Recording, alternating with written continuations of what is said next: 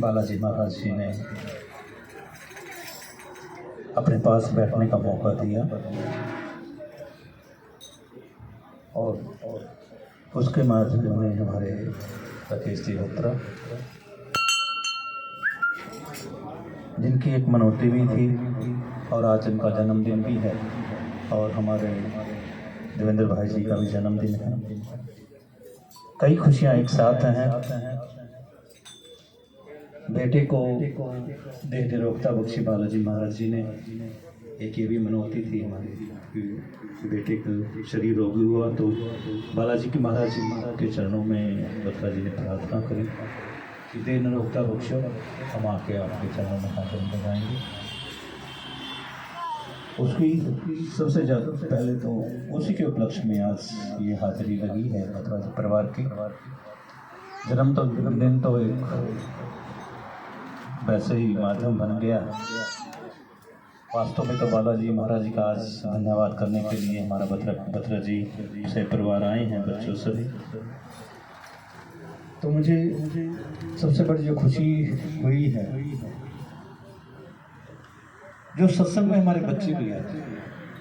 बड़ों का आना कोई ज़्यादा महत्व नहीं रखता है, बच्चों का आना बड़ा महत्व है सत्संग में। सत्संग से हमारे बच्चे जुड़े रहेंगे तो जीवन में कभी परेशानियां हमारे बच्चों को आएंगी नहीं। तो मेरी तो आप सभी ग्रस्त हैं, आप सबसे यही प्रार्थना, जब भी जहां भी आप सत्संग में जाएं तो कम से कम जब आप बाजार जाते तो बच्चे आपके साथ होते, तो सत्संग में बच्चे आपके साथ होने चाहिए। कहीं भी आप जाइए, कहीं भी सत्संग में जाइए, और उसमें जिस प्रभु ने ये सारा जगत बनाया है, जो लीडर है, जिसका नाम हमेशा अटल है, उसके एक बार जैसे जैसे बच्चे हमारे सत्संग में आएंगे, और बच्चों का हम ये भी ध्यान रखें कि वो आके बैठे यहाँ के बच्चे इधर उधर कूदे ना, ये भी वो यहीं से शिक्षा हमें यहीं से मिलेगी। और आज जो सबसे बड़ी जो बात थी कि उसमें सत्संग में सबसे बड़ी जो एक बात थी, आज गुरु ग्रंथ साहब जी में हमने नंबर 465 पे जोड़े,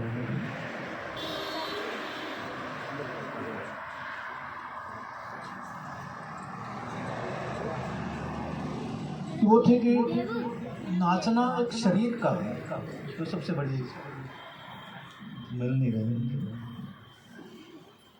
हम नहीं नाचने से कभी भगवान मिलते नहीं है, ये गुरु ग्रंथ साहब में एक लाइन है। क्योंकि आज स्वामी अधेशानंद जी की कथा हो रही थी, तो उसमें कल उन्होंने श्री राम जन्म और कृष्ण जन्म के उपलक्ष्य में कुछ कहा, तो उसमें महाराज जी ने, बाबा हरपाल जी साथ थे, तो उन्होंने बताया कि नहीं, ये नाचना गाना जो भी है ये प्रथम स्तर का है, ये प्रथम स्तर पे होता है कि नाचना, ये गाना, ये उछलना, ये कूदना, ये भक्त का प्रथम स्तर है। हमारा सबका, संसारियों का ये प्रथम स्तर नाचने गाने से स्टार्ट है, भक्ति नहीं। नवता भक्ति दूसरी है, इसमें जो गुरु ग्रंथ साहब में जो जिक्र दिया बाबा जी ने, वो अलग तरह से जिक्र दिया, सबकी अपनी अपनी समझ है। नवता भक्ति में तो पहला संग संतों का संग है। नवता भक्ति का जो पहला जो है वो संतों का संग, और पहला संतों का संग है और आखिरी सरल हो जाता है। सरल का मतलब, सरल में 3 शब्द होते हैं, सा रा ला। जब भी आप राम जी का दरबार देखेंगे तो राम जी के एक तरफ माँ सीता जी, एक तरफ लक्ष्मण जी, और वही सरल में भी वही शब्द है, सा से सीता, रा से राम, ला से लक्ष्मण। और राम जी का दरबार के से ही वो शब्द जैसे हम उनसे हमने जोड़ लिए हैं, सरल के शब्द उसको जोड़ लिए हैं हमने, क्योंकि राम जी के एक तरफ माँ सीता खड़ी हैं, एक तरफ लक्ष्मण जी खड़े हैं, बीच में राम जी है। सरल में भी बीच में रा है तो वो राम है, सा पहले है तो वो सीता है, ला पीछे है तो लक्ष्मण है। राम जी का दरबार जहाँ भी देखेंगे ऐसे उनकी सीक्वेंस ऐसी हो। तो नवदा भक्ति में सरल हो जाना, और इसी तरह की एक जब भी कोई भक्त की बात जिक्र करी जाती है तो वो लोकल स्टार्टिंग नहीं होती। जो भी किसी भी भक्त की बात की जाती है वो पीक पे जाके, जो पीक पे भगत पे पहुंच जाता है और वो जो कार्य करके आगे बढ़ जाता है, उसी का जिक्र बुक्स में होता है। और आप और हमारा जिक्र नहीं होता। हम कभी आपका और हमारा जिक्र कभी हो ही नहीं सकता कि हम, क्योंकि स्टार्टिंग हमारा अच्छा नहीं है, शुरुआत हमारी अच्छी नहीं है, क्योंकि हम दर बदर भटकते रहे। जिस भक्तों ने पकड़ा वो एक दर पकड़ा और एक दर पकड़ के पार हो। इसलिए एक भक्त ऐसे ही, माताएं ज्यादा बैठी है तो उसी उन्हीं का जिक्र करते। एक भक्त सक्कू बाई हुई, सक्कू बाई ब्राह्मण परिवार से थी, और भक्ति में किसी वर्ण का कोई ज्यादा जिक्र नहीं होती है, फिर हम कर देते हैं जिक्र भी ब्राह्मण परिवार से थी। उसकी शादी हो गई, छोटे में सुनाता हूँ, समय निश्चित है तो उसी के अनुसार, क्योंकि बात सत्संग में बैठे तो सत्संग की ही बात हुई।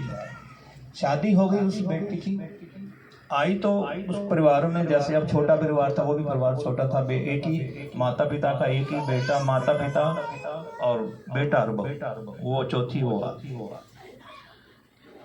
ये कहिए कि वो तीनों लोग, बेटा माँ पिता, सारे एक ही जाति के थे, मतलब दुंदकारी जैसे राक्षस तीनों थे तो ब्राह्मण वर्ग के, लेकिन इतना चंडाल उनका स्वभाव तीनों का।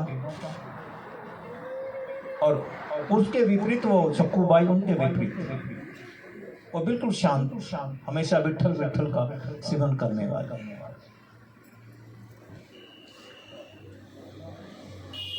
जैसे ही उस घर में आई, जब भी वो ठीक काम करती है, उसको परिवार वाले ने एक सोच रखा था कि शाम को बारी बारी सबको अपने हाथ गर्म करने ही, उसको मारना ही, गालियां निकालना ही, जो भी काम करे उसे बिना मतलब के रोटी बना के देने आए तब पति मार दे, कपड़े धोने बैठे तो सास दो चार चढ़ दे, जब वो मार के हटे तो फिर ससुर की गाली आ जाए। सारा दिन उसे मार पड़ती थी, लेकिन उसने कभी शिकायत नहीं की कि मेरी गलती क्या है, क्यों मुझे आप मारते हैं, मैंने कौन सा काम नहीं किया। सारा दिन मशीन की तरह काम करती, लेकिन वो मारते उसे पता ही नहीं लगता मुझे मार रहे हैं, कि सारा दिन विठल विठल अंदर अंदर सिमरन में लगी रहती। उनको पता ही नहीं है क्या करती है, वो सोचती पागल है, इसको जितना मारो ठीक है। लेकिन उसने विठल विठल विठल, मतलब भगवान कृष्ण को महाराष्ट्र की तरफ जाए तो उनको बोलते हैं, उनका नाम विठल जी दिया गया।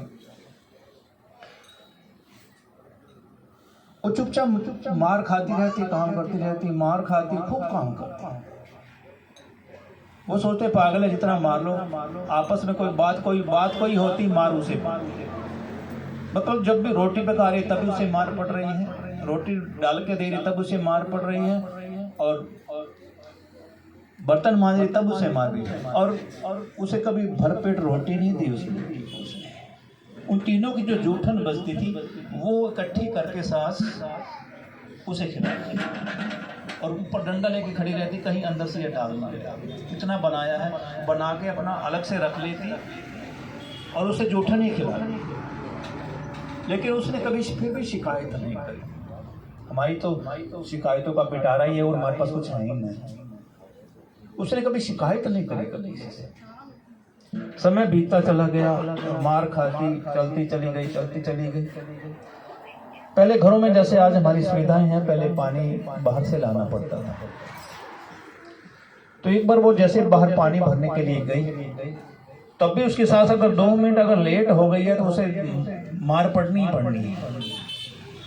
एक दिन लोग सत्संग के लेके पंढरपुर जा रहे थे, तो जैसे ही वो पानी लेके निकली तो उसके मन में भी आया था कितने भक्त जा रहे हैं, पत्नी भगवान ठाकुर मुझे कब दर्शन देंगे, कब मुझे अपने पास बुलाएंगे। इसी सोच में पानी भर के वापिस आ गई, चली गई। तो एक दिन उसकी पड़ोसी एक आई पड़ोसन, उसने अपने उसके परिवार की नजरों से बचा के कहा कि तुम्हें जाना है पंढरपुर? जाना? कहता हाँ जाना तो है, लेकिन मुझे मार पड़ेगी। कहती कोई बात नहीं, तू जा, मैं व्यवस्था कर देती हूँ।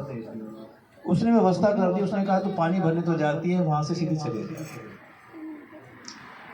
वो भी ठाकुर के प्रेम में इतनी पागल थी, पानी भरने गई है, कुएं के किनारे अपनी गागर रख दी है और उन टोली में साथ विठल विठल करते हुए चली गई।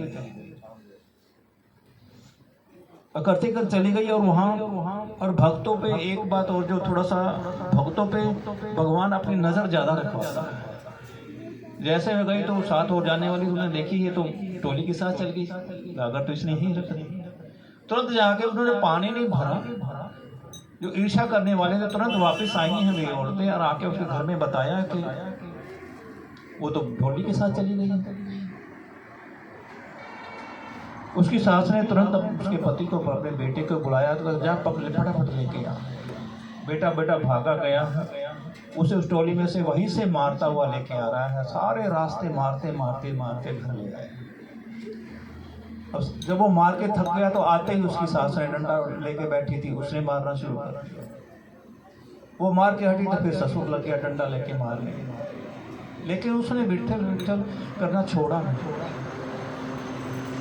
अब सास को ये डर था ये अब भागी है फिर भाग जाएगी, तो इसका ऐसा इंतजाम किया जाए कि ये कहीं जा ना सके। तो उन्होंने क्या किया, उस भूखी प्यासी उसको रस्सियों से घर के अंदर खंभे के साथ बांधा, और इसी तरह बांधा। फिर ध्यान रखा कि एक पहरा देने लगे कहीं निकल ना जाए। कोई इसको रोटी नहीं देगा, कोई इसको पानी नहीं देगा, इसको कोई कुछ नहीं देगा।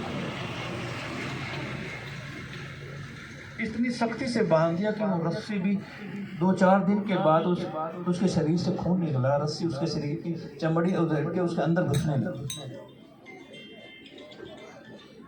तो सक्कू बाई को फिर भी कोई शिकायत नहीं। वो विठल करती खंबे के साथ बंधी है। विठल से प्रार्थना कर कब दर्शन दोगे विठल, हे विठला मुझे कब दर्शन दोगे, मुझे कब दर्शन दोगे। अब ये ना सोचे कि भक्ति में हमेशा लंगर ही मिलते हैं। भक्ति में डंडे बड़े मिलते हैं। जिससे डंडे नहीं खाए वो आगे जाएंगे, जिसने ठोकर नहीं खाए डंडे नहीं खाए। भगवान अपने भक्तों ये तो हमें ही लंगर खिला के यहीं, क्योंकि उसने यहीं रोकना, आगे जाने नहीं देना उसने, इसलिए हमें लंगर खिला के यहीं बिठाए रखता है। यही लंगर लगाए रहो, खाए रहो, बैठे रहो। लेकिन अपने भक्तों को बड़ी परीक्षा ले रहा है। 1 सप्ताह हो गया ना उसके अंदर कोई जल की बूंद गई है, हम तो जा ही नहीं सकता, क्यों देने जल भी नहीं दे रहे उसे। 1 सप्ताह हो गया, लेकिन उसने विठल करना छोड़ा नहीं। शरीर लटक गया, खंबे के साथ लटका हुआ उसका शरीर। वो आते रोज देखते, जो भी देखने आता 2 मार फिर जाएगी। वो उसको शुद्ध नहीं है, फिर भी वो उसकी लाश को भी मारते हुए चले जा रहे हैं। 15 दिन बीत गए, ना कोई अंदर पानी की बूंद जा रही है, ना खाना दिया ही नहीं, लेकिन अंदर ही अंदर विठला। जब 15 दिन हो गए तो 15 दिन के बाद उसकी आवाज प्रभु के दरबार में पहुंची है। उसकी आवाज प्रभु के दरबार में पहुंची है, और प्रभु परेशान तो माँ लक्ष्मी पूछते कि प्रभु आज परेशान क्यों है, कोई आपका भक्त? कहता हाँ, एक भक्त बार बार पुकार रहा है मुझे, क्या करूं? कहता भाई करना क्या है, जो पहले किया है, पहले मरवाया है तो अब छुड़वा भी दो। कहता करता हूं। प्रभु ने एक सुंदर सी युवती का रूप धारण किया है। आए हैं उसके गांव में आके उसका घर पूछते, लेकिन जैसे ही आए हैं तो उस परिवार के ही रिश्तेदार बन गए। आके उस परिवार में जैसे मिले, उसने पूछा बहू कहाँ? वो तीनों ने बताया नहीं, तो कहता चल मैं देख लेता हूं। तो धीरे गई है अंदर, राजकोट के अंदर गई है, और जैसे ही सक्कू बाई को हाथ फेरा कि सक्कू बाई के तो होश आ गया। सक्कू बाई ने पूछा आप कौन? कहता नहीं बस मैं तो ये पूछने आई थी तूने विठल जी के दर्शन करने जाना है? सक्कू बाई ने कहा जाना तो है, लेकिन परिवार वाले तो जाने नहीं देंगे, बांध रस्सी से बांध दिया। अगर तू दर्शन करना जाना चाहती है तो इंतजाम तो मैं कर देती हूँ। कहती कर दो, तुम जाना तो है।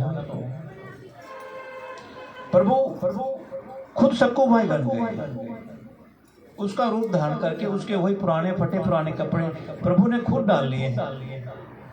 सक्कू बाई को रस्सियों से बंधन से मुक्त करके उसे कहता तू जा, और वहां खुद बंध के खड़े हो गए हैं सक्कू बाई।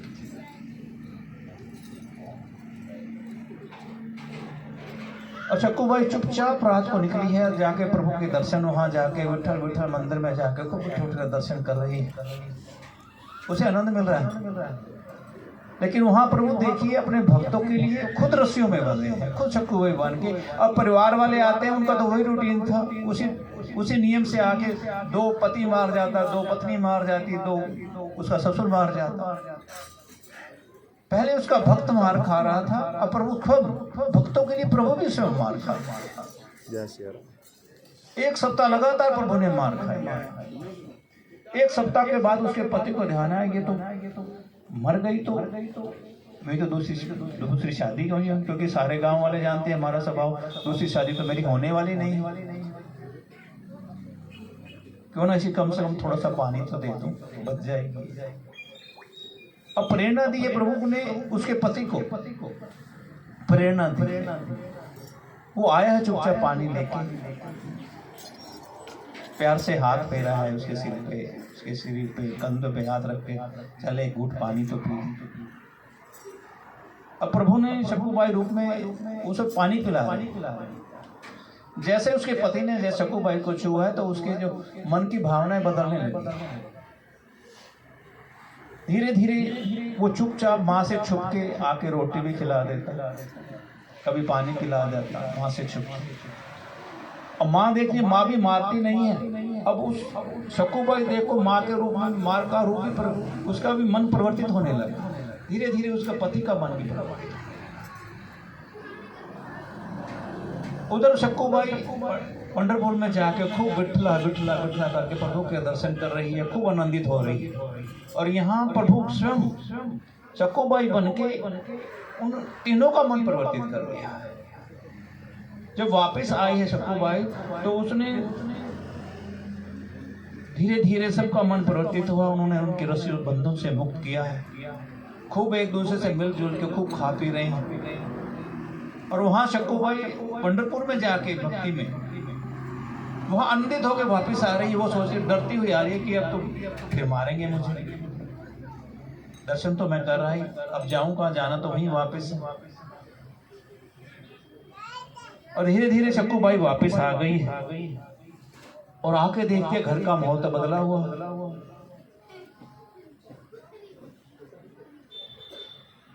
जैसे आई है और वो दरवाजे में थी, सक्कू बाई अंदर भी है और बाहर दरवाजे में भी सक्कू बाई। उसकी सास देखती है, तू कहाँ, तू तो अंदर थी, बाहर कैसे आ गई? उसने कहा नहीं, मैं तो दर्शन करके आई। तो दर्शन करके आई है, तो गई कब थी? वो तो हमारे पास ही। प्रभु ने देखा अब तो खेल बिगड़ने वाला है, तो प्रभु अद्भुत ध्यान हो गए। तो भक्ति करने के लिए जो ये हमारी प्रथम प्रक्रियाएं हैं जो हम अपना रहे हैं, ये भक्ति की प्रथम प्रक्रियाएं हैं। तो बीच बीच में ये सब विघ्न, छोटे मोटे विघ्न सब आते रहते हैं। हो सकता है पर पता नहीं बालाजी महाराज किसकी प्रेरणा से, किसको आज लाभान्वित करने के लिए, हम सब बच्चों को, हम सबको किस पे कृपा करने के लिए उन्होंने आके यहाँ बैठे हैं, आए हैं। तो अपना स्थान तो खुद बनवा देते। उन्होंने ये स्थान चुने लिया है तो बनवा तो खुद लेंगे, आप निश्चिंत रहिए सर। जब उन्होंने बनवाना अपने आप सारे काम करवा लेंगे। बस हमारा सबका एक ही कार्य रहना चाहिए कि बस सेवा करें, तन से, मन से, धन से, जिससे जो हो सकती है। हमारे में कोई सामर्थ्य नहीं है इनका कोई स्थान बना ले। अब ये स्वयं आके बैठे हैं, किसकी प्रेरणा से, किसके मन में उन्होंने प्रेरणा भरी है, किसी तरह वो बच्चों को हम सबको यहाँ इकट्ठे करके बुला रहे हैं। तो ये विश्वास रखते चलिए कि हम नहीं कुछ कर सकते, हमारी क्या समर्थ है। राम की चाही सोई होसी, अन्यथा अस करे नहीं कोई। जो राम जी चाहेंगे होगा वही, जो प्रभु चाहेंगे वही होने वाला है। हम कुछ नहीं कर सकते। अगर हम समर्थमान बन के जिस दिन हमने अपने हथियार डाल दिए उस दिन से काम शुरू हो जाएगा। अभी तो हम हथियार बांधे बैठे हैं, मैंने ये करना, ये दे दो, तुम ये दे दो। जिस दिन हमने हथियार डाले, अभी तो हम हथियार लेके और ज्यादा चढ़ाई कर रहे हैं। जिस दिन हमने हथियार डाल दिए उसी दिन से काम शुरू हो जाएगा। बाला महाराज अपना काम खुद, जिससे काम लेना होगा उसका कान पकड़ के अपना काम खुद करवा लेते। इनके लिए कोई जरूरी नहीं है किसी का, कोई बंधन इनके लिए है नहीं। जब इनका कार्य होगा, जब ये चाहेंगे। जैसे बेटा कह रहा था कि जल्दी शुरुआत हो जाए, शुरुआत तो कभी की हो चुकी है। ये ऐसे थोड़ा लग गया, ये सब इतना दरबार ऐसे थोड़ा सज गया। शुरुआत तो हो गई, शुरुआत तो जिस दिन उन्होंने चाहा था उस दिन से हो गई थी। और वो धीरे धीरे अपना सब काम आप करवा लेंगे। हम निश्चिंत रहे, हम बस केवल सेवा में ध्यान करें। हमें सेवा करनी है सुबह शाम, जो हमारा कर्तव्य है, जो जितनी बालाजी ने हम सबको समझ दी है, जितनी वो करवाना चाहते हैं, हम केवल उतने करते चले जाए। इससे ज्यादा हम कुछ कर नहीं सकते।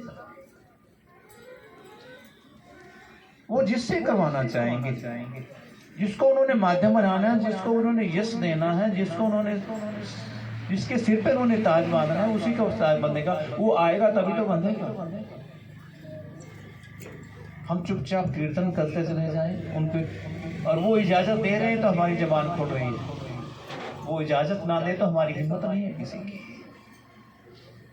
इसलिए बालाजी महाराज के चरणों में बस एक ही प्रार्थना, कि वो हम सब पे बस इसी तरह अपना नाम हमारे मुख से जपवाते रहें, और हम सब पे आशीर्वाद बनाए रखें। यही हम सब की प्रार्थना। और आज जैसे हमारा बेटा, उनको देह निरोगता मिली है, इसी तरह हम सब पे अपना आशीर्वाद बनाए रखें, ताकि हम आपका नाम सिमरण करने की समर्थ भी वो देंगे। जो भी समर्थ आज हमारे पास है वो सब उनका दिया हुआ है। तो हम हमेशा उनके चरणों में बस एक ही प्रार्थना कर रखें, निष्काम होकर प्रार्थना रखें। बाकी काम तो उसके अपने आप हो जाने वाले हैं। अगर हम उनके दरबार में आ गए, बाकी काम अपने आप होने वाले हैं। कोई हमें से कोई कुछ करने की जरूरत नहीं है। इसलिए मैं अपनी वाणी को यह विराम दे के, जैसे जैसे, क्योंकि भक्तों की जैसी जो चाल है, उसकी भक्तों की चाल अनोखी होती है। क्योंकि जो मतवाली चाल उन लोगों की होती है, उसके तो नजदीक भी नहीं है। तो बालाजी महाराज चरणों में हमेशा यही प्रार्थना करें कि जिस तरह वो पहले उन्होंने अपने मेहर का हाथ बना के अपना स्थान आके चुना बनवाए भी गए, बैठे भी गए, सब श्रृंगार वो अपने आप करवा लेंगे। जब उनकी इच्छा होगी अपना श्रृंगार खुद करवा लेंगे। बोल बालाजी महाराज की जय हो।